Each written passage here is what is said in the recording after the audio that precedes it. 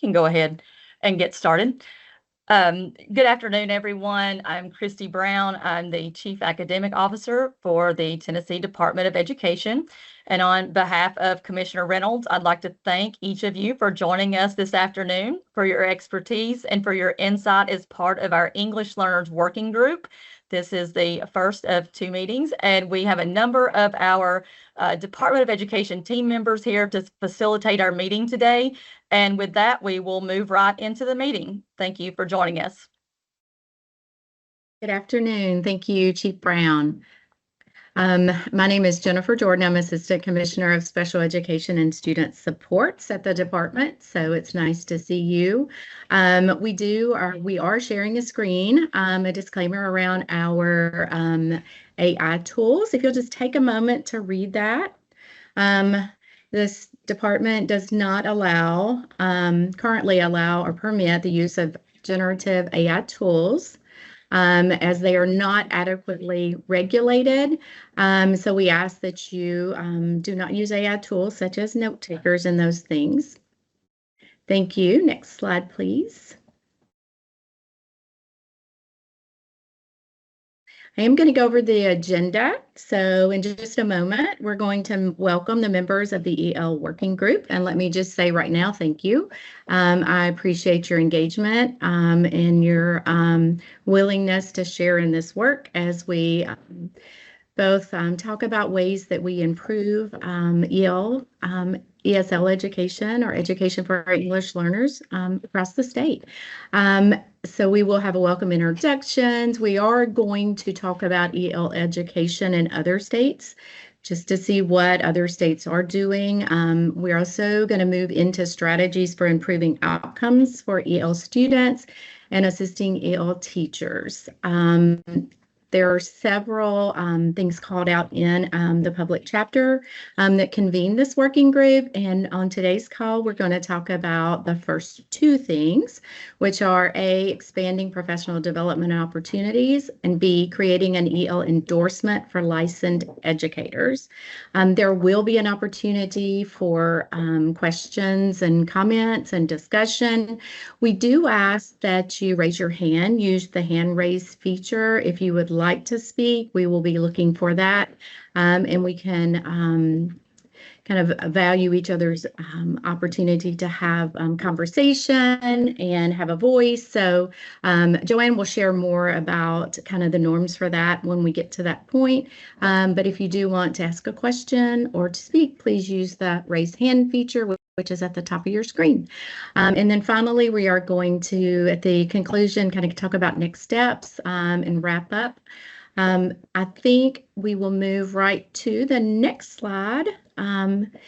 Is welcome and introductions. Thank you. Let's move there. I tell you, let's have the department working group members introduce themselves as well. I just introduced myself, Jennifer Jordan, Assistant Commissioner. I'm going to ask Joanne to come on and introduce herself.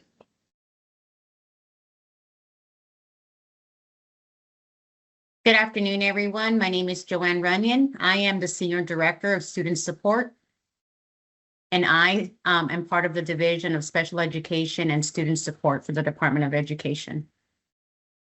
I neglected to give instructions. If you notice, you should have a toggle button beside your picture on the screen. If you toggle that button, when you speak, we'll be able to see you. So thank you, Joanne. Raven. Good afternoon, everybody. My name is Raven Cleveland, and I am the statewide manager of English learners for the Department of Ed.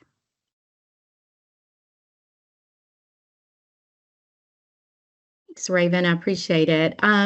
We have Ted Fuller with us. If you would like to toggle on and then introduce yourself as well.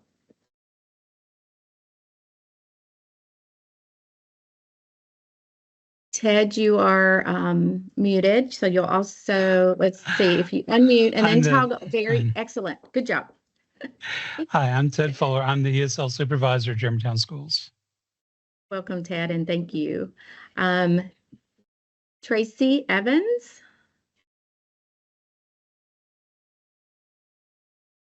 Good afternoon. I'm Tracy Evans from Arlington Community Schools. Thank you for joining us, Tracy. Tracy, what's your role there? I am supervisor of federal programs and supervisor of middle school. Okay, thank you. I appreciate it. You're welcome. I believe at this moment, that is all of those are all the working group members we have. I will keep an eye on the participants, and I will let you know when others are able to join. And I may interrupt Joanne and Raven just to make sure that we acknowledge who else is here, or we may wait until question time. I'll make that decision when we get to it. So you can move to the next slide, please. And I did not introduce or ask Lexi to introduce, but Lexi is our next speaker. So Lexi, could you come on and introduce yourself and then move into your slides? Thank you, Jennifer. Hi, everyone. My name is Lexi Harless, and I am the Policy and Research Analyst at the Department of Education. Happy to be with you all today and discuss this very important topic. Before we get into the content of today's discussion, we wanted to set a foundation as to why this group has been convened. So Chapter 419 of the Public Acts of 2025, which is also referred to as PC 419, requires the department to convene an English learner education working group. Now, this working group is charged with 3 primary tasks, which are listed on the slide in front of you.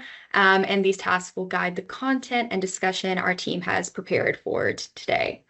First, the working group will study best practices in other states. We plan to compare how states have approached different aspects of identifying, instructing, and assessing EL students so that they are able to achieve academic proficiency at the same level of native English speakers and also reach proficiency in the English language. Second, the group is tasked to seek input from individuals and organizations with specialized knowledge and experience working with EL students and educators. Like Jennifer mentioned, we have a lot of many professionals that we are fortunate to have in this group and on the call today with this level of expertise, and look forward to hearing from them as they share their perspectives on how we as a state can better serve our EL students. And lastly, this group must examine strategies designed to both improve educational outcomes for EL students and to assist EL educators in the classroom. If we can go to the next slide, please. Perfect, thank you. So on this slide, we see the strategies that are identified in the public chapter that we would like to bring to this group for further, more in-depth discussion. Like Jennifer mentioned, we will cover the 2 strategies that are in red: expanding professional development opportunities and creating EL endorsement for licensed educators today. And we hope that this sets a foundation, along with all the other background content that we plan to share today, will set a firm baseline for conversations on the more instructionally focused strategies in our next meeting, which are that C through G, those strategies. Go ahead and go to the next slide. I believe I'll pass it back to you, Jennifer. Yes, thank you. I appreciate it. We do have some working group members that are in the view only audience, so we're working to get you moved into this space. So if you are a working group member and you're in a view only access, could you please email Raven, email Joanne Runyon, so that we can try to get you into this group. Continue listening in, though, so you'll be ready to talk when we make that move. I do want to share this next slide. It's Tennessee Landscape of English Learners. So currently, Tennessee school districts serve over 86,000 English learners. Additionally, over 150 languages are represented in the state. And this number, this 150 languages, include the number of students who are identified as EL students, but also students who speak other languages, but are non-ELs. The most common first language of our EL students is Spanish. Thank you. Joanne, next slide, please.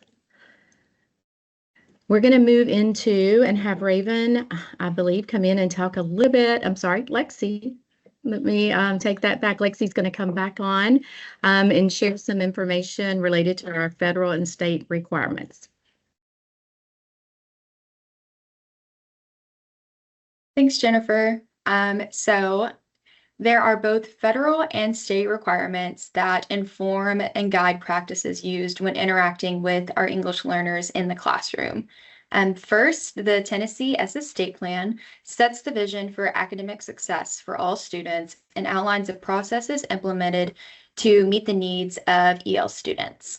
ESSA stands for the Every Student Succeeds Act, and this is a federal law that outlines specific requirements that must be met by all K-12 education institutions.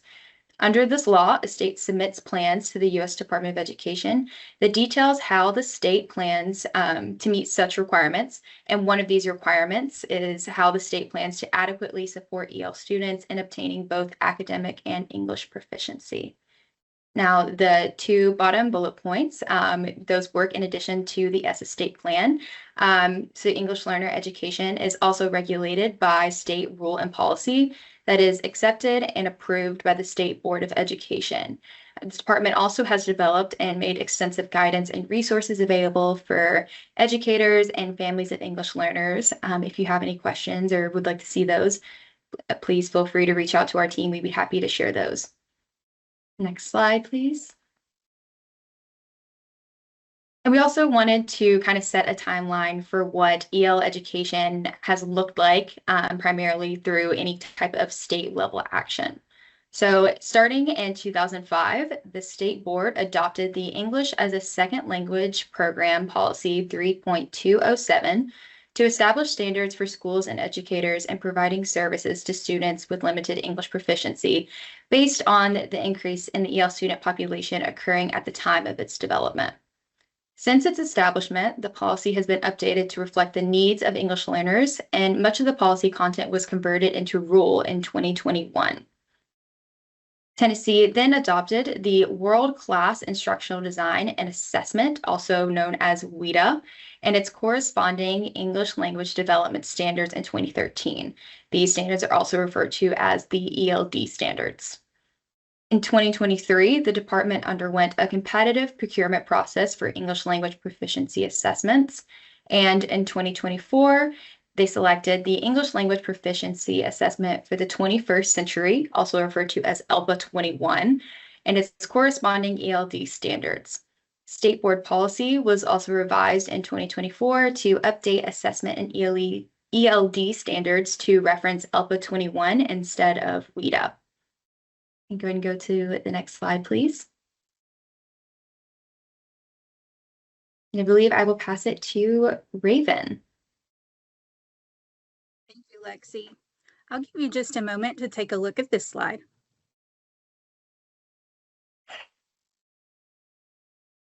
So when we look at how other states approach English learner education, the pattern is going to be fairly consistent.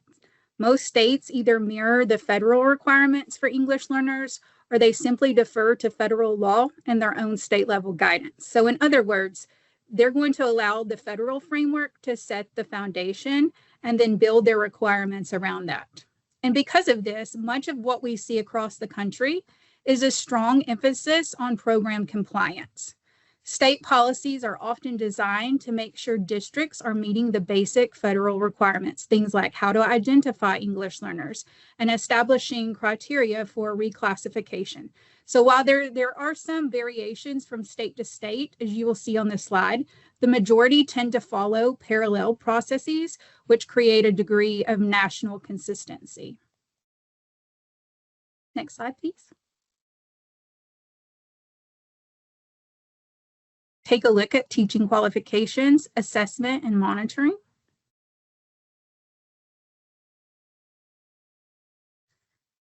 So this consistency tells us that federal policy largely drives the work in English learner education, And while states may add their own accountability systems or provide additional supports, that baseline expectation comes directly from federal law.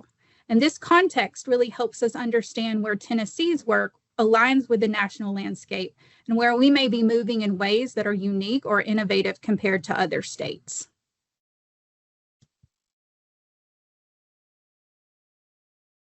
Next, please.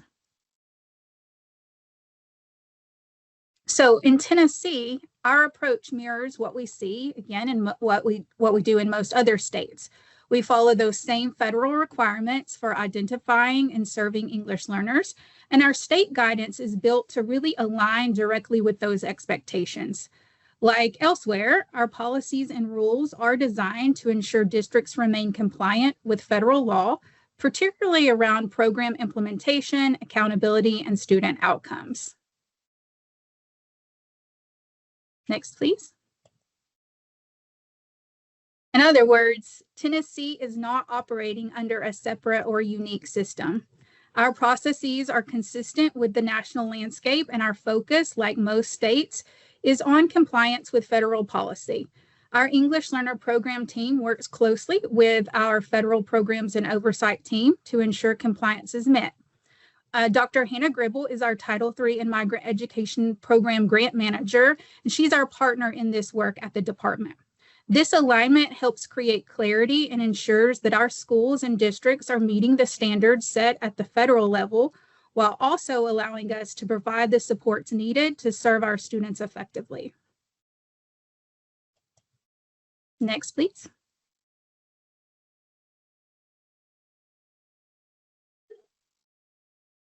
So when we're talking about ESL instruction, our instructional services are often treated as a minor subsection of policy, and they're framed around compliance instead of student learning. Meeting requirements is essential, but compliance should be that floor, not the ceiling. So the real goal is accelerating English language development and ensuring that our students succeed in rigorous content through those effective evidence-based instruction programs tailored to English learners' needs. And today we're going to move beyond the minimum compliance and focus on practices that connect policy to instruction, ensuring measurable growth in both language proficiency and academic achievement evident through our student outcomes. Next, please. So as we talk about improving student outcomes, we want to start by sharing what our English learner outcomes are currently. So take a moment to look at this chart now.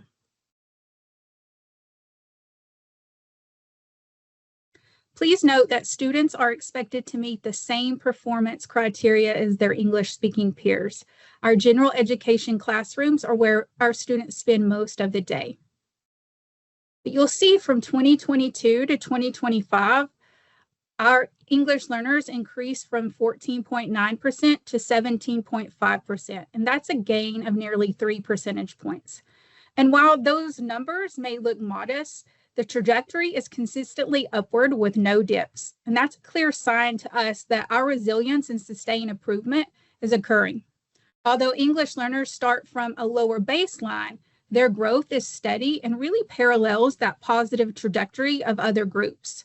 This shows that when provided access to high quality instruction and supports, English learners are staying on pace with their broader student groups. Next, please. This is the same case in mathematics. From 2022 to 2025, English learners are showing steady growth in math, keeping pace with statewide trends and continuing to accelerate. This is a strong indicator that Tennessee's instructional shifts and exit supports are preparing our multilingual learners for sustained success. So if you look, our English learners and our transitional students grew from 15.8% in 2022 to 22.8% in 2025. That's nearly a 7-point gain in just 3 years. So ELs are keeping up with their peers. And while all students group rose about 8.5 points, EL rose nearly 7, showing that ELs and transition students are progressing almost at the same rate as our overall student population.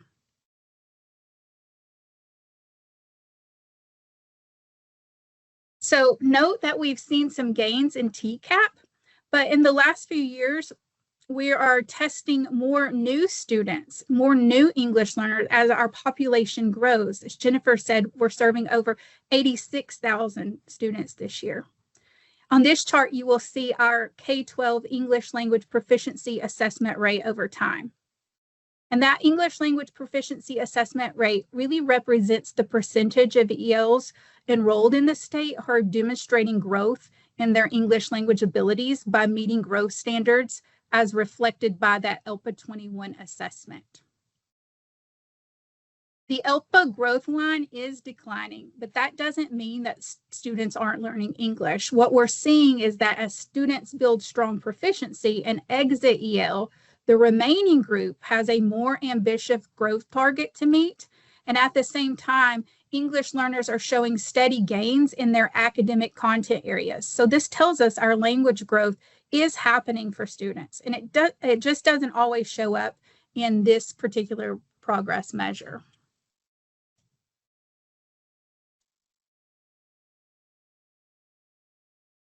So now that we've seen the outcomes, let's start talking about how we can find strategies for improving outcomes. And the first area we're going to do that is by looking at our professional development opportunities. So Tennessee really has a three-tiered layered system of professional learning to support our teachers of English learners.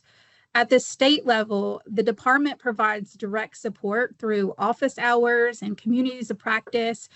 We have multiple working groups for high school, for KA educators, for administrators, and those opportunities give our educators practical tools, space to collaborate, and guidance on both instruction and assessment. Our working groups have volunteer representatives from over 45 LEAs across the state, and we're discussing many of the same topics in those groups that we'll be discussing in this group. We also provide many self-paced training options in literacy and assessment. In March of this year, we convened a group of 36 educators in person to create the new Tennessee English Language Development and ELA standards crosswalks to align our state academic standards with the newly adopted ELD standards Lexi just told you about. Tennessee also is investing in professional collaboration at the highest level by connecting educators to statewide and national expertise. So we have partnerships with Middle Tennessee State University through the ELL collaboratives and professional associations like Tennessee TESOL, which brings in current research, innovative practices, and opportunities for educators to connect with their colleagues across the state. Districts then build on this with their own local training. Some are required by rule, and then some are in response to their specific LEA needs. And taken together, this layered approach ensures that professional learning for English learners in Tennessee is comprehensive and coherent and also sustainable. It addresses compliance, but it also provides very practical tools and guidance, and it adapts to the local needs and connects teachers to other professional networks. So let's start our discussion around strategies for improving outcomes through professional learning opportunities. Joanne, I'll turn it over to you. Thank you, Raven. So before we get started on the next slide and have this discussion, I just want to make a quick announcement that our team that is supporting the platform today, this call today, they are getting ready to send some updated links, trying to get everyone in. I've sent links 2 different ways via just a URL that you could click on. And I know I have a few senators out there. Please just sit tight. We're trying to get you in, as well as other district folks. And that did not work. And then sending the actual meeting invite did not work. So just bear with us. We're trying to get those to you. We have some folks working here behind the scenes trying to get you some updated links. Go ahead, Jennifer, if you want to go ahead and share before I jump into the questions. I think you're muted. We have a break scheduled after the questions. So why don't we take the break now? Take a break now. I agree. How long is that break? We had about 5 minutes. I think maybe we need to increase it just to get everyone on here. I think we're good on time. So I think we're going to prioritize trying to get the folks on the call. Yes. So So just let's sit go with us. ahead and take a break. As we're taking the break, and let's do a 10-minute break. The questions are on the screen. So working Yes. group members, you can be thinking about the questions. Hopefully we can move you. Our members of the General Assembly, we have state board members, and we have other practitioners from our LEAs that are in the live view. We need to move them here. So we're going to take a break to do that now. But there are the questions we will be discussing when we return. Thank you to all of you all who have been able to join. We've added several to the room, and we want to make sure that you do have the opportunity to weigh in on what we presented here today, ask questions and respond, give some feedback, input on these guiding questions that we have related to professional learning opportunities for ESL educators. So we will do that and give everyone that is on the call an opportunity to do so. And we will also continue to work to admit people to this meeting and provide an opportunity to, if we need to schedule a time to get that feedback and input at another time as well. I appreciate your patience, but we can go ahead and start talking through these first set of guiding questions and discussion. And if those of you all who have been admitted to our meeting this afternoon, if you will, you should be able to raise your hand or toggle over where you can comment and we can see you as you're talking or presenting. We will go ahead and start with these guiding questions and get some feedback from those that are on the call. We're able to join. And again, we will continue to work to get those others in the room able to respond as well and provide additional opportunities for that feedback. Thank you. Thank you so much, Christy. Jennifer, is it okay if I toggle a few folks on to introduce themselves? Yes, that was going to be my suggestion. We did introductions. Let's go ahead and do that. Thank you. Okay, so we introduced up to Miss Tracy Evans. Rachel, I'm going to toggle you onto the screen. Will you please introduce yourself? Hi, my name is Rachel Roshane. I am the Director of English Language Learners for Lead Public Schools. Thank you, Rachel. Dr. Garrett, I'm going to toggle you in. I'm Dr. Tammy Garrett. I am the Director of Schools in Bedford County. Glad to be here. Thank you so much, Dr. Garrett. Joseph. Hi, good afternoon. I'm Joseph Winnery, a ESL Program Supervisor in Williamson County Schools. Thank you so much, Joseph. And let me go to my next screen. We have Miss Hannah Hopper. Hannah, I'm toggling you in. Hi, I'm Hannah Hopper. I'm the ESL Program Coordinator in Hamlin County Schools. Thank you so much, Hannah. Okay, I think I covered everyone that was able to join us so far from our school districts across Tennessee. Let me just double check. Yep, that looks solid. Thank you so much. So we're going to go ahead and start looking at these questions. As we guide this part of the discussion and we look at these questions, we want to hear comments from you, feedback, things that you're thinking about. I know that I will have a few folks that will be sending some of their comments to me via phone or via email. So depending on time, I'll go ahead and share those. When you are called on, if you will take the floor up to 2 minutes so that this allows folks to all have an equal voice in sharing, that would be wonderful. So we can go ahead and get started. Let's go ahead and take a look at the first question. What types of professional learning opportunities best support ESL educators? The floor is open.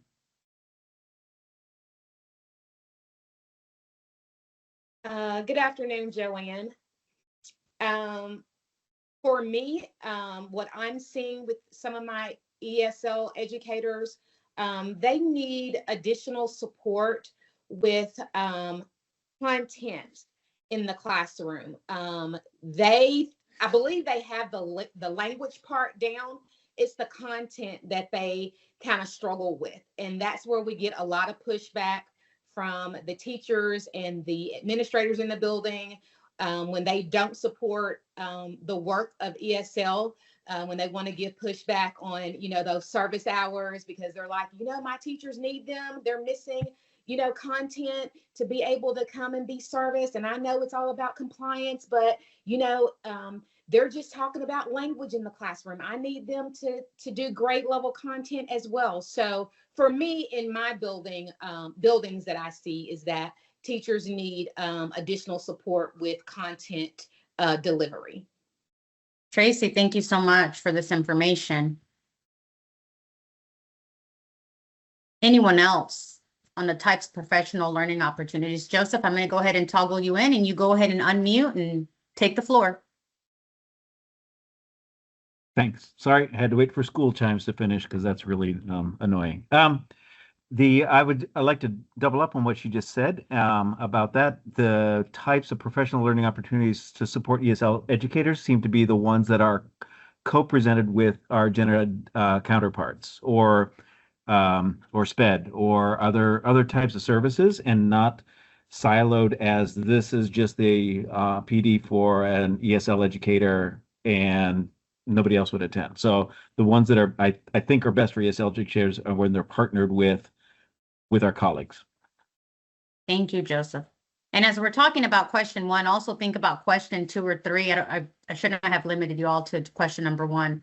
In addition, what resources or professional opportunities are still needed that you see, or some that you see are working and need to be further refined and spread across the state? And how do we ensure professional learning for all teachers of English learners, not just our ESL teachers, right? But like our content teachers, what Joseph and Tracy just shared in regard to instruction. Rachel, I'm going to toggle you in. I see your hand up. And then Dr. Garrett, I'm also going to toggle you in because I see your hand up. So go ahead, Rachel, if you want to go first, and then we'll have Dr. Garrett unmute and share. I agree with what has already been said by my 2 colleagues as well. Additionally, I'm thinking of our hardest part right now is our gen ed teachers who have EL students in their classroom at a multi-range of EL, and how best to support them. We are looking, our students are getting, not frustrated, that's not the right word, but our students are needing support in that to access the curriculum. And I think our crosswalks are definitely a good stepping stone. So super excited for those. But our our regular gen ed teachers in science or math, and I know those crosswalks are coming, are looking at like, how can I best support my students where I have a wide range of English proficiency in my classes. And we've gone back and forth like, okay, well, can we put these certain students at this level in just this cohort, whatnot? And we've played around like what's the best for our students and supporting them that way. And then it's like, okay, well then our students aren't doing the heavy lifting in our classrooms. Our teachers are doing the heavy lifting. So then what are some, I guess, hands-on strategy practices? And that would be best for our learning opportunities that our gen ed teachers can get, and that they can start putting those strategies into their classrooms right away, because those teachers are begging for it because they do want to help our EL students. Thank you, Rachel. Dr. Garrett, you want to go ahead and unmute and share? Yes, thank you. I think kind of going along with what Rachel said, what would be a value, or what does it look like? What do those scaffolds look like in Tier 1 for those English language learners? Because those of us who have large numbers, the Tier 1 teacher has to quickly learn what that looks like. We have seen great value when the Department of Ed puts out videos and things that teachers could study and see. So it's some modeling for them of what this could look like. What I'm hearing is that the current high quality instructional materials may not have as much for ESL teachers. So I think also maybe a list, or what things have been vetted that we could choose from if we, could buy some of those materials. So those are the 2 that I'm hearing from my folks. Thank you. And as y'all are speaking, I'm also taking notes. So I appreciate you all sharing this feedback. Anyone else that would like to share some feedback around Mr. Fuller? Dr. Fuller, go ahead, and let me go ahead and locate you and get you toggled in. There you go. Go ahead, Mr. Fuller. Dr. Fuller. All right, thank you. When it comes to the types of learning opportunities, we've really benefited from small group discussions like the ESL Roadshow. I had a couple teachers go. I went to one myself, and just being in a small room and a very succinct amount of material that you can go over, and you can ask questions and you get feedback. It has been very beneficial, and even within our own district, just when we had to learn new things like TN Pulse, or we have our little sessions, just having everybody in the room at one time and going through the systems and working through it. That's the type of professional opportunities that we really benefit from. As far as everything else, same thing. We would like a little bit more help with tier one materials, especially in content. So when they pull those students and then maybe they pull them from a science class, what can they directly implement in their own classroom? Thank you, Ted. And Hannah, I did see your hand up, but you were on page 5. Go ahead. I toggled you in. Hey, okay, perfect. Thank you so much. So thinking about the different types of professional learning opportunities that would support ESL teachers, I think anything that can be targeted and responsive to meeting the needs of the students that they're serving. I'm in what I would consider like a medium-sized district. So thinking about those ESL teachers that may be working with specific grade bands. I know that my teachers have been very excited about the crosswalks that the ELA crosswalks that the department has provided. They're excited to use those, and it really supports that content and language at the same time and meeting the needs of students in collaboration with content teachers. So I think resources like that have been very helpful and continue to be. I think as we're thinking about really moving the needle for students and aligning with a lot of the initiatives that are currently happening, early literacy training is so important for all Tennessee teachers, but specifically for ESL teachers, that they really know what strong literacy instruction looks like, that they're very sharp on that, that they're really in tune with that. So I think any way that we can provide those types of trainings and things like that, specifically to ESL teachers as well, is really helpful. I think, I don't know that that's specific to this question, but I'll go ahead and say this. I think pre-K opportunities for all kids in Tennessee is so important and so critical, specifically for kids who are learning English as a second language. So I think that the earlier that we can start providing those, maybe not ESL services, but certainly language supports to students is very helpful.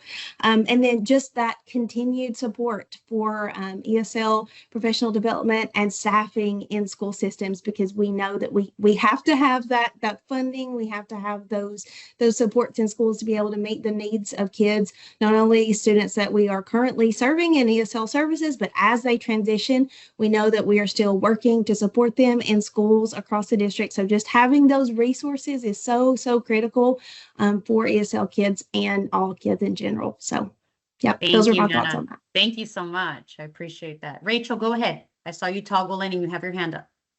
It's going off of what some people have already talked about, really looking at even like a video library so we can show our teachers what does great tier 1 instruction look like for our EL students, and even going a step further, looking at from a compliance standpoint, like here are our delivery instruction models that we use in Tennessee: sheltered instruction, content-based instruction delivered through co-teaching, and here are some exemplars that are happening throughout the state, and this is what it looks like. And then using, as a PD, I would use that with my own teachers and say, let's look at the IPG walkthrough tool, or let's look at our Teams tool and say, let's now dive deeper into these videos.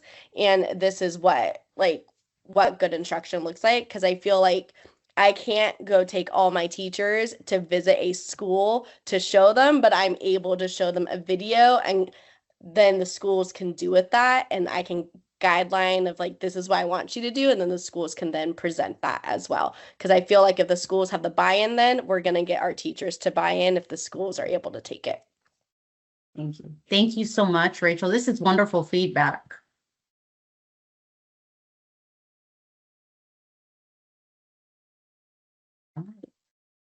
Don't see any more hands up. Is it okay if we go ahead and advance, Jennifer? Yes, I think we're back on agenda. I believe we were 410, moving to the next section. So if we have finished discussing that, we can move ahead. All right, now I'm going to go ahead and bring Raven on the screen to continue with this section. Thanks, Joanne. So as we think about professional learning, we know that that builds upon the knowledge that our educators or our practitioners are already bringing to the classroom. So I want to talk a little bit about those folks that are in the classroom, our boots on the ground, and how we look at English learner endorsements for licensed educators.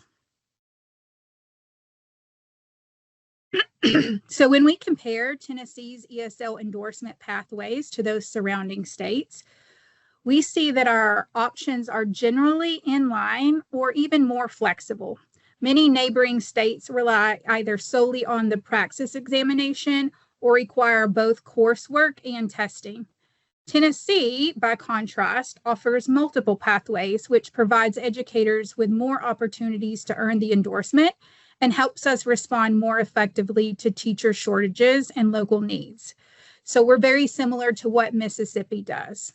Here to talk about our licensure pathways for ESL endorsement is Taylor Reed, the Senior Director of Licensure, and Jennifer Nelson, our Senior Director of Educator Prep. Perfect. Thank you, Raven. Good afternoon, everyone. Very happy to be here. I offered to present on Jennifer's OneNote here at the bottom, but we are here for any questions that may arise. So we have a bit of information here for you, and I will not bore you all by reading word for word on the slide, but just to give everyone a little bit of context, there are just over 9,000 educators in Tennessee with active ESL endorsements. That does not necessarily mean they're teaching in the area, but it does mean that they hold the endorsements. And that's very exciting, especially when we think about the fact that there are about 80,000 or so staffed educators across Tennessee.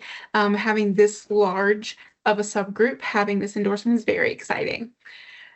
Currently, or at least for last school year, there were just under 2,400 educators that were staffed as an ESL teacher across Tennessee school districts.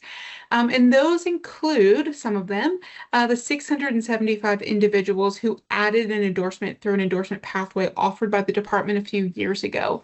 One of those individuals, one of those 675 individuals, I would be remiss if I did not mention, is the absolutely incredible Missy Testerman, who served as the not only Tennessee Teacher of the Year, but the National Teacher of the Year. And if you ever have a chance to hear Missy speak about her experience going through this pathway and just serving ESL students in general, it is absolutely just amazing. We are incredible fans of Missy here at the department and in Human Capital, and it's just a testament to when programs like this are successful.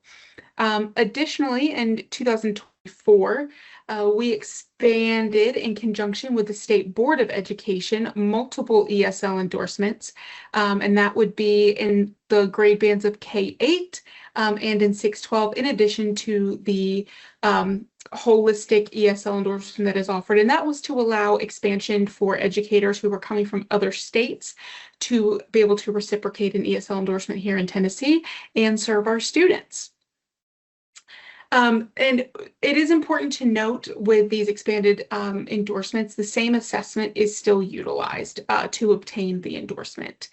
And then earlier this year, the department worked with the state board to allow any educator with a full and valid license to add an ESL endorsement by coursework or assessment only. So as Raven was speaking to earlier, we are similar to that of Mississippi in that educators who hold a full and valid, so meaning an actual educator license, not an emergency credential that is not expired, can add the ESL endorsement by taking coursework at one of Tennessee's approved EPPs, or they can take the assessment. And so we have a bit of information here on that for everyone, and very excited to announce that 29 of the 45 ed prep providers that provide and have options for an ESL endorsement, requiring typically between 12 and 18 hours with practicum and clinical experience directly serving students in all grade bands. And then we have here listed the current assessment offered for English as a second language, and that would be the Praxis 5362.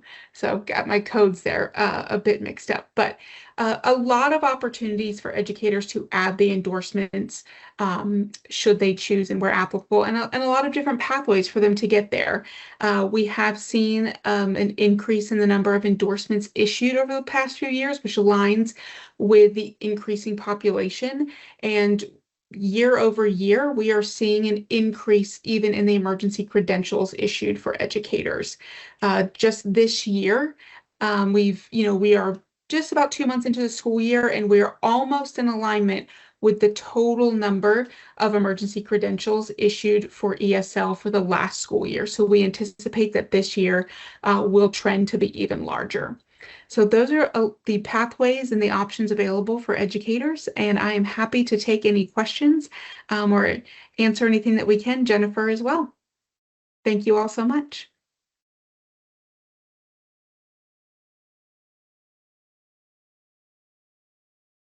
All right. Thank you so much, Taylor and Jennifer. So now this also opens us up for guiding questions and discussion. You all heard Taylor read. Share if you have questions, please raise your hand and we'll toggle you in and ask your questions. And we also have some questions on the screen for you. So in same fashion as we worked through the questions before we got into this section, please take the floor if you have something to share or a response for any of the questions that you see on the screen.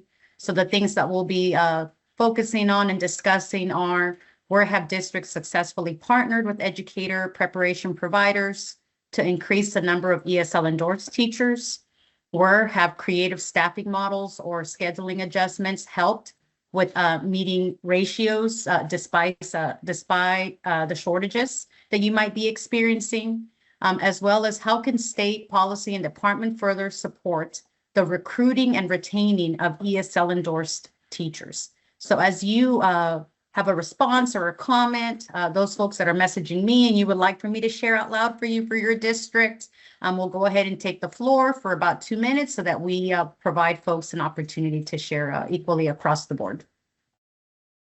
We'll go ahead and take a look at raised hands. I don't see one yet, but please feel free to toggle yourself on and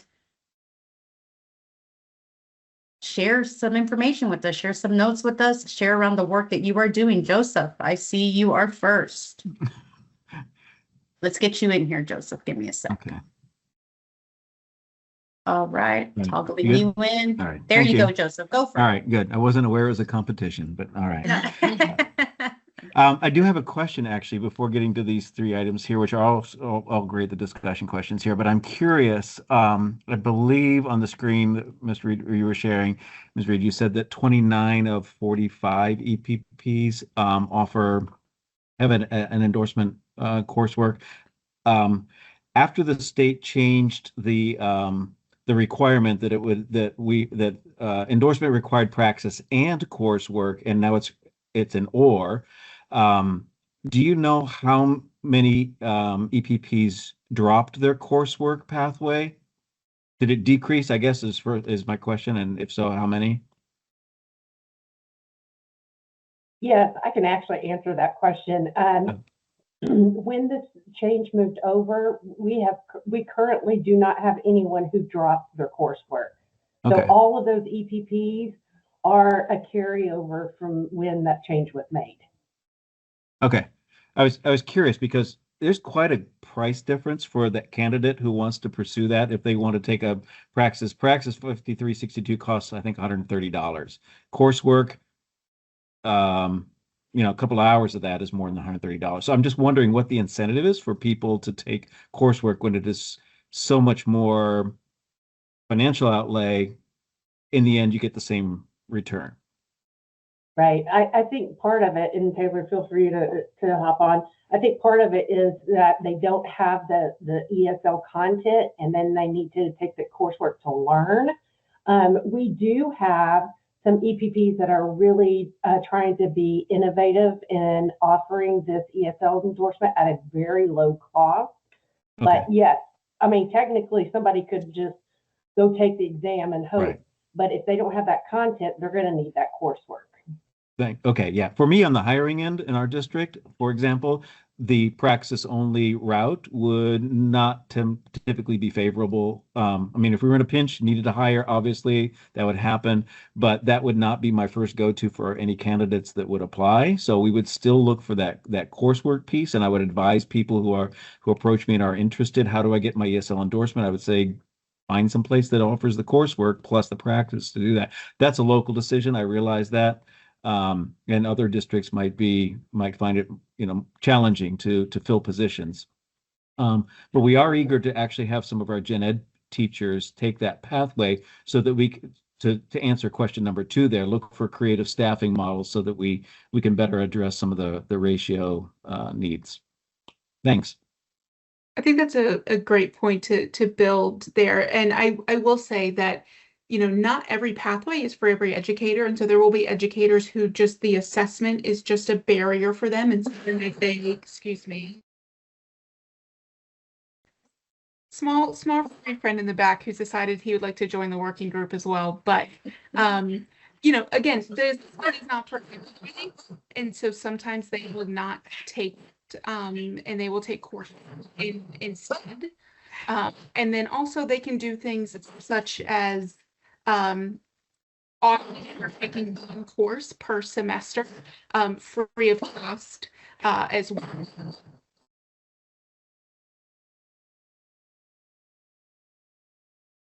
All right, that has stopped. Apologies for that, but yes, teachers can take one course per semester free of cost, and so they'll choose to kind of extend getting that endorsement. It may take a few years, but it is free, so they will go that path as well.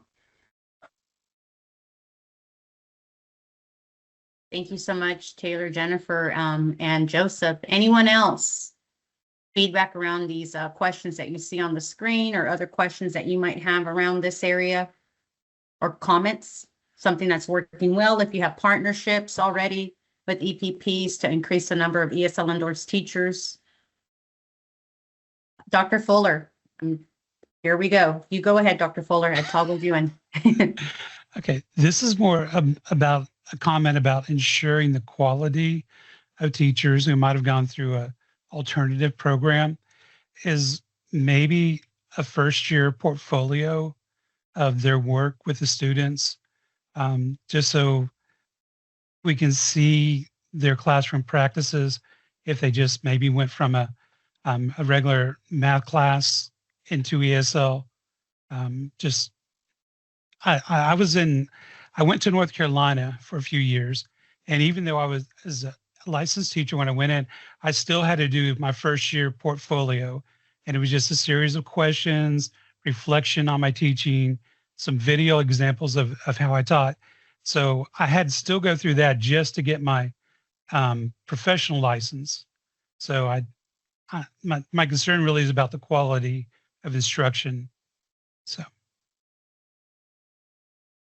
I can speak a little bit on behalf of the ed prep providers approved in Tennessee. We have very rigorous standards that all EPPs have to adhere to. If they are out-of-state entities that are coming into Tennessee and trying to help candidates get an additional endorsement, we do not have any oversight on that.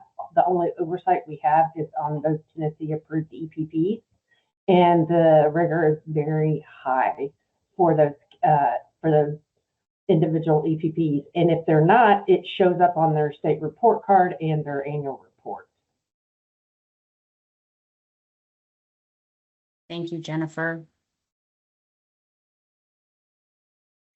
Dr. Garrett, let's get you. Okay. I think it may be a question or maybe a comment, but maybe some differentiation with middle school and high school, because we see great success in our elementary schools and exiting students out. We are struggling in the middle and the high school. So to have that endorsement K-12. I guess, is there research around it? Are there things that you could do? Is there, I don't know, just if somebody could comment on that, that would be helpful. I can say, obviously Taylor and I weren't at the department when they created this endorsement, but we do offer a K-12, and it is expected within the ed prep provider that they receive a clinical experiences in a variety of different grade ranges.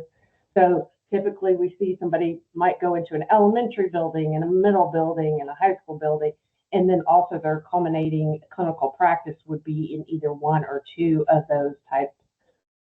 And also, as Taylor mentioned earlier, we do have the K6, 6-8, 6-12? There'd be K-8 and a 6-12. So they're in line with the other endorsements in Tennessee that are kind of split, if you will. But with that, Tennessee EPPs must offer a the all grade bands, and they have to show that those candidates are getting clinical experiences in all of those settings.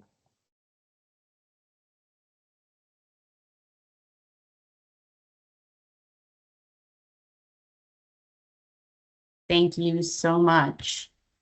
I do have some information from the Title III director, if it's okay for me out loud, from Rutherford County. She is one of the working group members, but she is not able to be on the live part with us. She is listening as a viewer. So Megan Thurnbull from Rutherford County Schools, who is the Title III director there and part of this working group, has shared that Rutherford County has placed an emphasis on mentoring and coaching new ESL teachers who are joining the district in an alternative way. Even experienced teachers need help with the transition from a general ed teacher to an ESL teacher. They use their district ESL coaches, but also have trained the coaches in the building to provide daily support to the teachers that are entering the field in their district. Thank you, Megan. Any other comments, questions, feedback for this section? Jennifer and Taylor, any closing remarks, closing comments? I would just say thank you all for the feedback, and especially in the middle grades, that is something worth taking back to our team and exploring. So thank you. Well, Jennifer and Taylor, we appreciate your time with us. So thank you for joining us today. Okay, I'm going to go ahead and turn this over to Chief Brown. Thank you to everyone. I know we had a few of our school district partners and other members of the working group with expertise for your expertise and insight today. Want to let you know how valuable that is. And I also want to thank each member of our working group that were able to share out, and those that that were able to join us in this view only mode. So I want to acknowledge the technical issues that we've had and let you know that we are committed to addressing those prior to our second meeting, which is scheduled on November the 5th from 3 to 5 at Central Time. And for this meeting, want to tell you that we are going to reach out, make sure that we send a link to this video, provide an opportunity to ask questions, provide additional feedback related to this meeting. And in addition to that, we are going to adjust our agenda for the November 5th meeting that's coming up to set aside some time to address any of those questions or comments related to this meeting, give an opportunity for additional input and insight, particularly from those members that were not able to join us today or experiencing some of the technical difficulties that we've had. We want to make sure that we offer some time to do that. So you will absolutely have the chance. And then also wanted to let you know just how much I appreciate your time, and those of you all that did provide the feedback. Be looking in your email again for sort of a recap of this meeting, link to the video, and an opportunity to provide any additional comments, ask questions, those types of things that we will set aside some time during that November 5th meeting. And just to let you know that once we have that meeting and we gathered all the information, that we will be putting those into recommendations and including a final report that is required for the department to report out to stakeholders by January the 1st, 2026. So again, thank you all to this working group, everyone that joined us on the public link, and look forward to hearing the feedback and moving forward as we support English language, English learner teachers, educators, as well as improving outcomes for those students. Thank you again.